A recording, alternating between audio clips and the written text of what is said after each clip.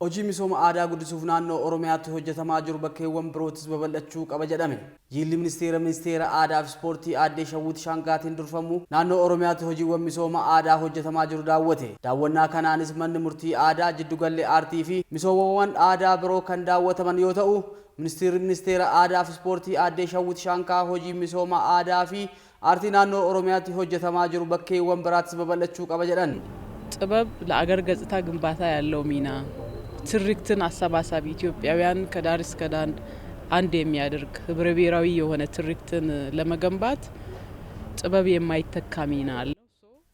አርቲን ኢጃርሳ ሴንስ ሶሎ ቢያለሳ ኬሰቲ ገ ኦላና ቀባ ቡራሌ ሚሶማ አርቲ ፊ አዳ ሞቱማን ናንቻ ሆጂ ኮት ጀዴ ሆጀቻ ጅራ ሆጂ ቀጄሎ ከነኑትስ ፉደኔ በከብራት በበሊሱ ቀምና ለተደረጉት ጥረቶች እጅግ በጣም አድርገን እናመሰግናለን። ኦገንቱን ቢሮ አዳፍ ቱሪዝም ኦሮሚያ አዴ ጀሚላ ስንብሩ ገመሳኒቲን ሞቱማን ናኖ ኦሮሚያ ቶራወን ጥየፈኖ ሰዲ ዲነግዴን ኦሮሞ ጨሲሱ በርኖታፍ ቴክኖሎጂ በበልሱ ፊ ስርነ ኢጃሩ ረት ሆጀቻ ጅራ አዳ ፊ ዱዳ ኬኛ ጉድሱን በከ ኢሳፍ መሉን ገው ቀምነ ጀደን ዳወና ጉያራ ሆጂሌ አከናኑ ኬናት ገማ አዳ ፊ አርቲቲኒ ጅሩ ሚኒስተሪ aadaa fi ispoortii maanajimentii isaanii akkasuma hoggansa olaanaa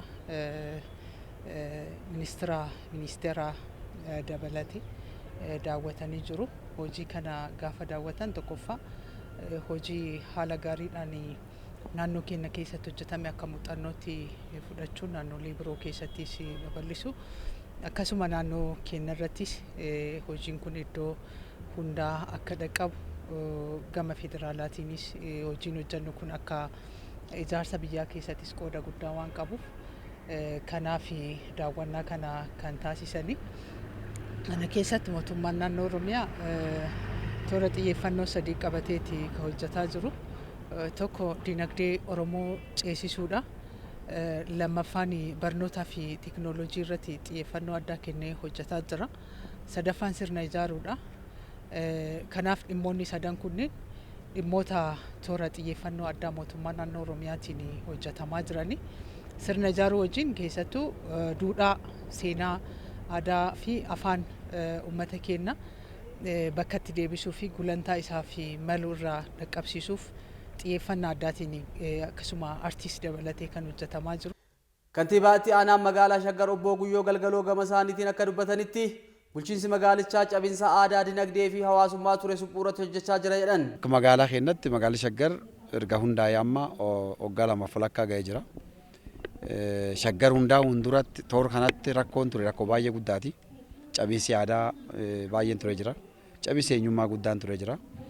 Kanaaf cabinsi hawaasummaa, cabinsi dinagdee akkasumas cabinsi aadaa rakkoo bal'aa waan tureef bulchiinsi magaalaa xiyyeeffannoo olaanaa kennuudhaan misooma aadaa irratti hojii baay'ee hojjechaa jira. Magaalaa keenya keessattis manneen murtii aadaa jalqaba aanalee qabnu 36 hunda irratti ijaaramanii xumuramanii tajaajila baay'ee kan jiran ta'uusaa akkasumas manni murtii ol dabarfannaa kutaalee magaalaa 12 qabnu irrattis ijaaramaa xumuramaa kan jiruu fi hojii hojjechaa kan jiru ta'uusaa kan ammarraa madda muuxannoo ta'ee kutaa magaalaa Sabbata irra ilaalaa jiru kun manni murtii aadaa ol dabarfannaa jechaadha. Abbootiin gadaaf haadholiin siinqee saganticha irratti argamanis aadaa ganamaatti deebi'uu keenyaa walitti bu'insa kanaan dura ture baasii tokko malee furannee nagaan waliin jiraachuuf nu gargaareera jedhan.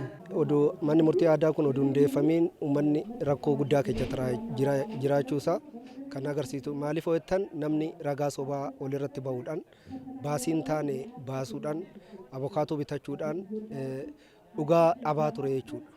Garuu har'a manni murtii aadaa kun erga hundaa'ee namni dhugaasaa baasii malee qisaasama tokko malee bu'aa argachaa jira. Akkam hojjetan ragaan barbaachisu abokaatoon barbaachisu namni dhiyaateetu qaaman dhiyaatee rakkoosaa himatee dhugaasaa kennatee namicha dhugaa dabsees dhugaatti dhiyeessinee Oromoon aadaa qabaa, aadaa isaa sanitti safuu qabaa, buqqee duudaa jira, alangee jira, akaa duudaa jira, waraana jira. Waan kana keessa maatii kee, dhaloota kee, dhala kee filattamu dhugaa dhoksuu siiwaa yoo jenne namni dhara dhiiseetti dhugaattas deebi'ee dhugaa kennee araarama walqixatti guutummaatti illee yoo ta'u baate walqixatti illee araaramee waliif roomee afaan tokko godhatee aannan garaa olii ta'ee xiiqii dhiisee araaramee nagaan kara mana ofii gala. Manni murtii aadaa kun iddoo hundeeffameen raaga sobaa burjaajechuudhaan uummata burjaajechee dhugaasaa dhabsiisuudhaan mana murtiitti deemee uummata dhugaasaa dhabsiisee walajjichisee xabaqaadhaan wal nyaachisaa ture irraa hambisee inni biraa immoo uummanni kan daangaa irratti illee wal lolee kaloo irratti wal lolee gazzaballee wal dhoowwatee wal kadda'ee wal kaadee kan godhe kana hundasaa safuuf safeeffannaa aadaa uummata Oromootiin sirna gadaatiin manni murtii kun mootummaan naannoo Oromiyaa kana laaluudhaan seera itti baasee akka dhugaan uummataa kun mul'atu mana kana hundeechee kana rakkoo kana hundasaa hir'ise. Amma jaarsa araarsi biyya kalee Oromoo safuu safeeffannaa qaba. Safuu safeeffannaa qaba. Safuu san irratti immoo kaleechallee duubatti haftee turte. Amma erga jammarree hoggaa jaafallee dhiyaachaa jirra dabarrullee dandeenya. Garuu hana bokaatoodhaa kennasan hin jiru. Han dhalcheetoo kaade kan dhaltee kaadde soomnee dhugaa addaan baafnee ati dhugaa qabdaa dhugaa fudhu ati immoo biraa hafe jennee haadhaaf ilmoo dhirsaaf niitii teenyee araarsin odoo gazzabni hin bahin eebba wajjin harka wal suufnee wal dhungacheefnee gaggeechina. Waciinis hin jiru nu bira wanni kaffalan tokkos hin jiru.